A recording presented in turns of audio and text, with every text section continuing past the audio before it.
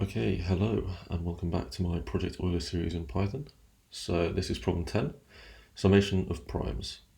The sum of the primes below 10 is 2 plus 3 plus 5 plus 7, and that equals 17. So find the sum of all the primes below 2 million. Okay, so this is a really conceptually easy problem. It's just generating primes up to a limit and then summing the production of that generation. And then once we figure out how to do that, it's just changing the limit from 10 to 2 million, and we should be good to go.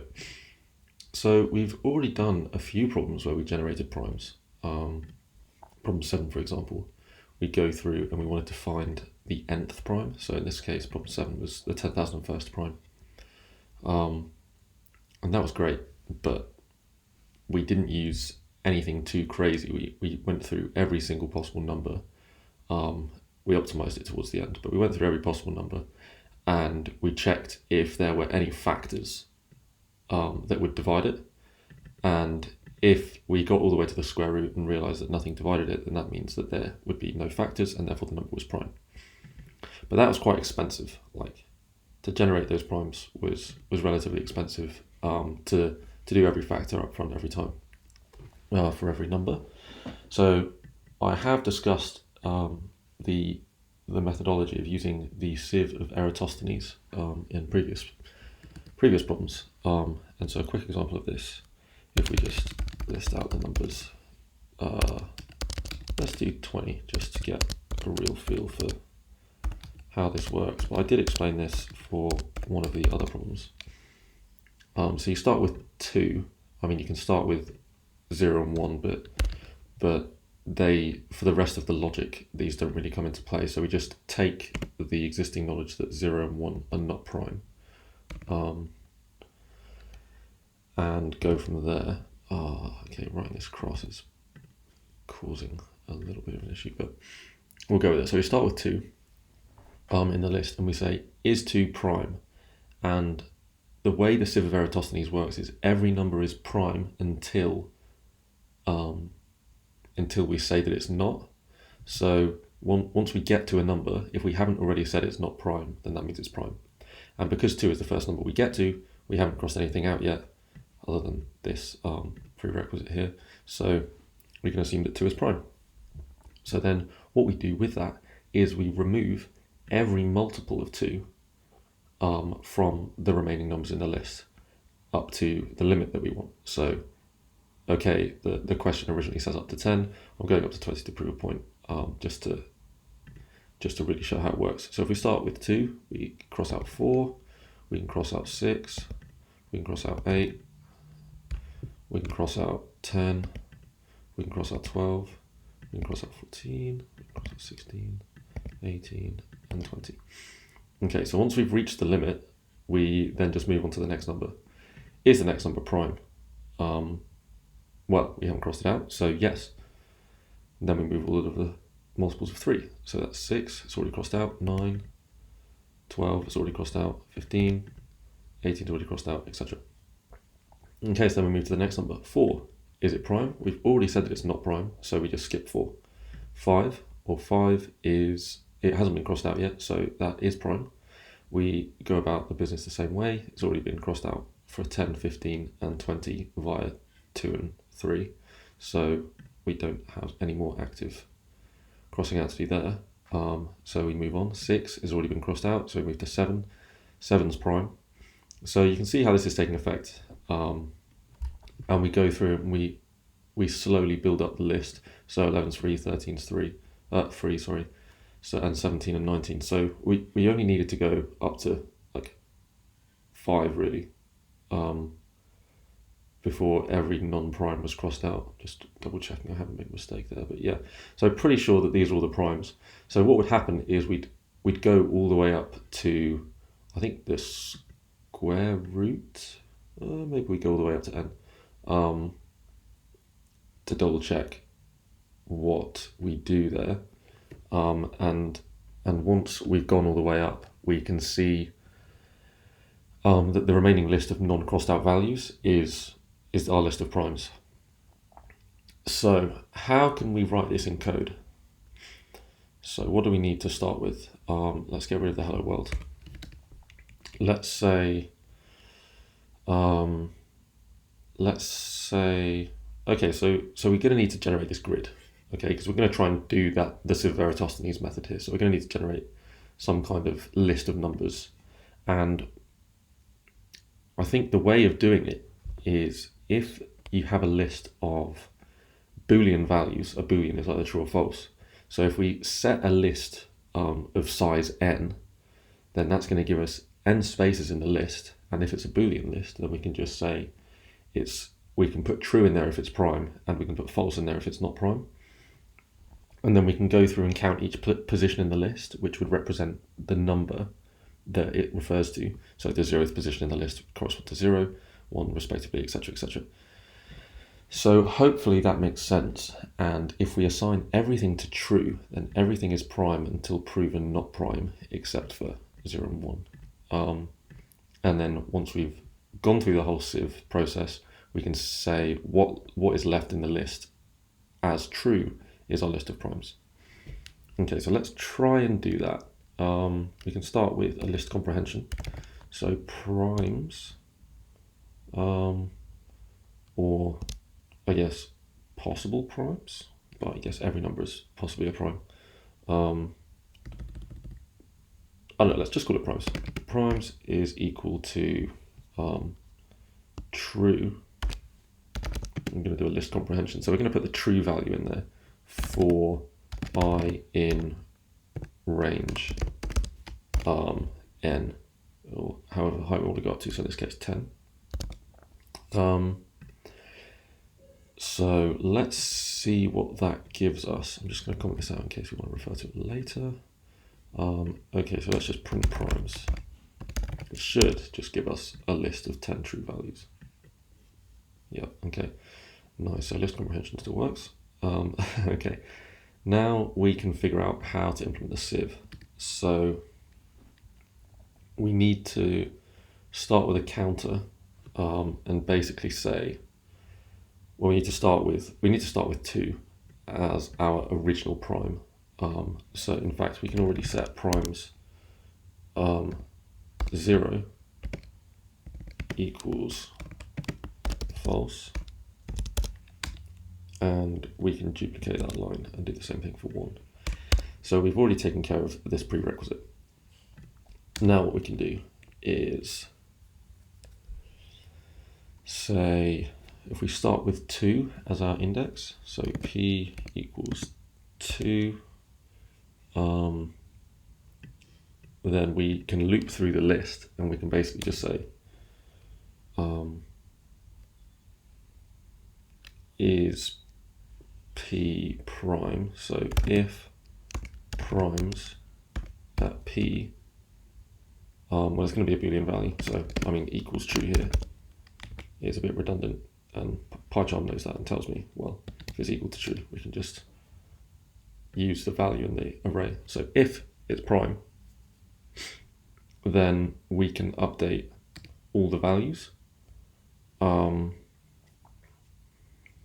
So how can we do this? So we can just say for, I don't know, I in range, I don't know, if we start with 2 times p, because if we started with p, then, I mean, you'll see in a second what I'm trying to do with this list, but it would effectively cause everything to be not prime.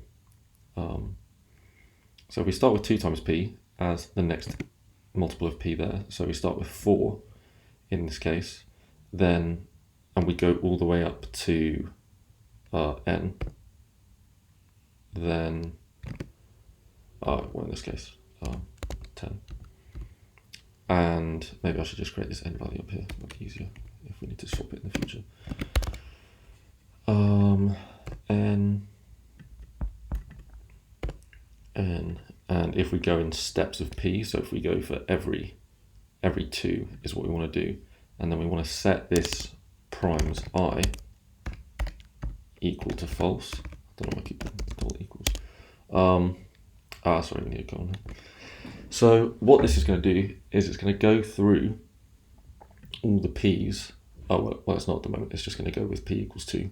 And if it's prime, then it's going to go through and generate the list of numbers that are all multiples of p, and because it's going to step through each p, right, all the way up to n, and it's then going to assign the prime value at that position to be false. So all the multiples of 2 get crossed out. Okay, so now instead of doing it for just 2, we want to do it for all the numbers. So I guess for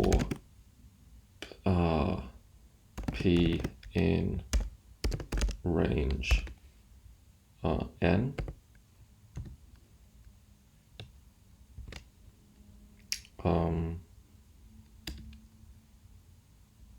starting with 2, I guess, because yeah, this prerequisite is taken care of. And then we can put this in, I suppose. This might work.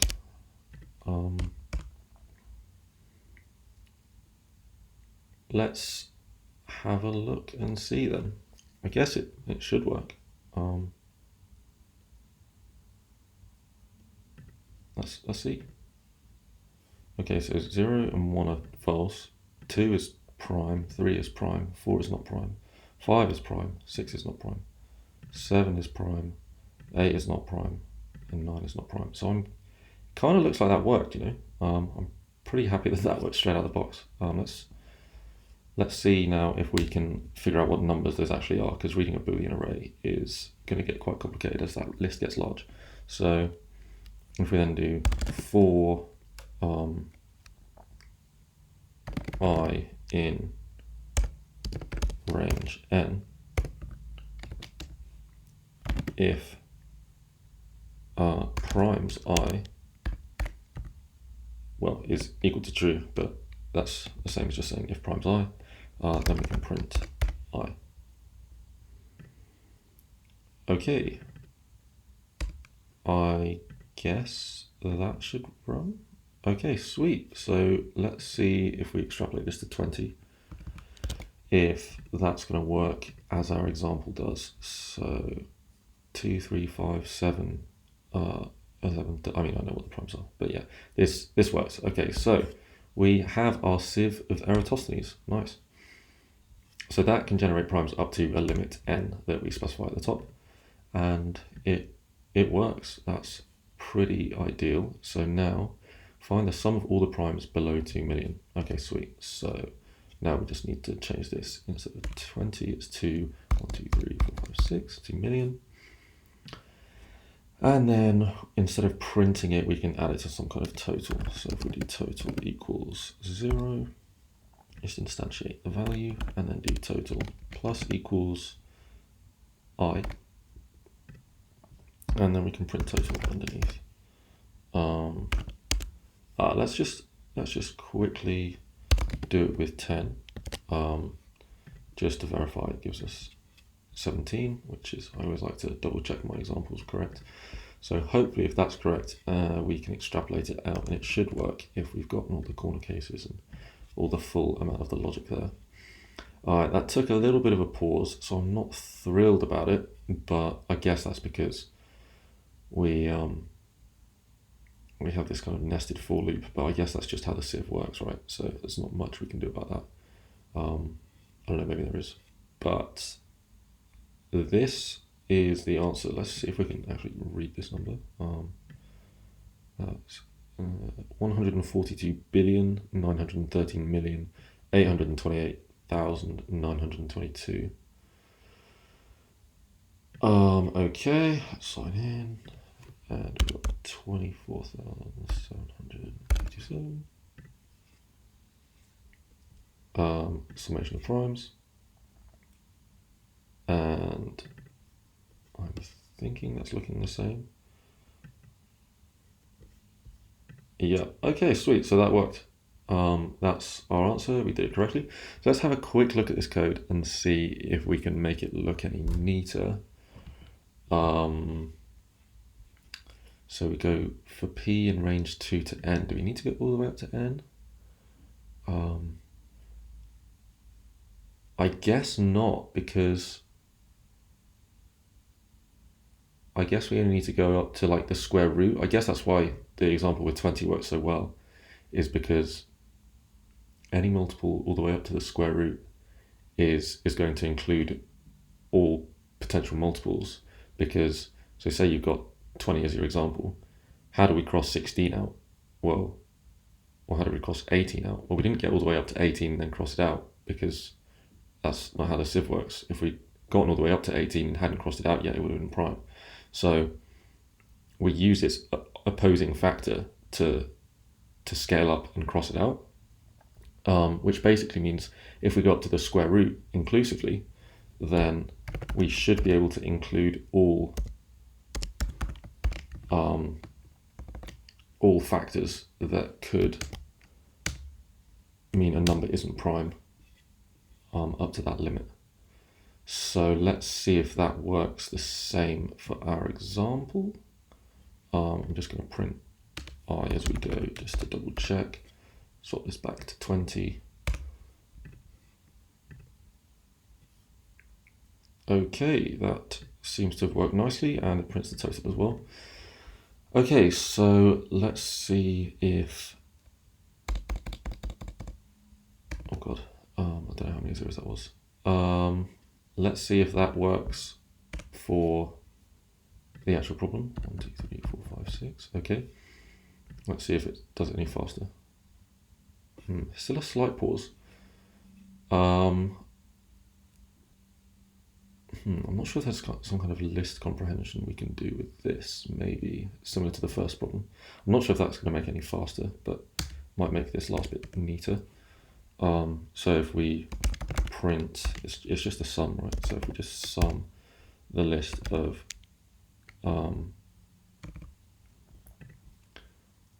for I in range n, for I in range n, not where, if primes I. Python is quite literal, but it's, it's got keywords for a reason. So if we do that, then we don't need to keep track of this total variable. So hopefully that works straight out of the box. Yeah, still a slight pause, so I don't think that really did much, but it just tidied that up into a one-liner. I'm not sure if there's much more we can do with this. If you know that there is, let me know in the comments, but I'm pretty happy that this sieve of Eratosthenes works as I described before. It does it with a slight optimization there, but I guess 2 million, generating all the first 2 million primes, sorry, generating all the primes under 2 million is, it just takes a while, no matter what you do. Okay, I guess that is all for problem 10, and I will see you on problem 11.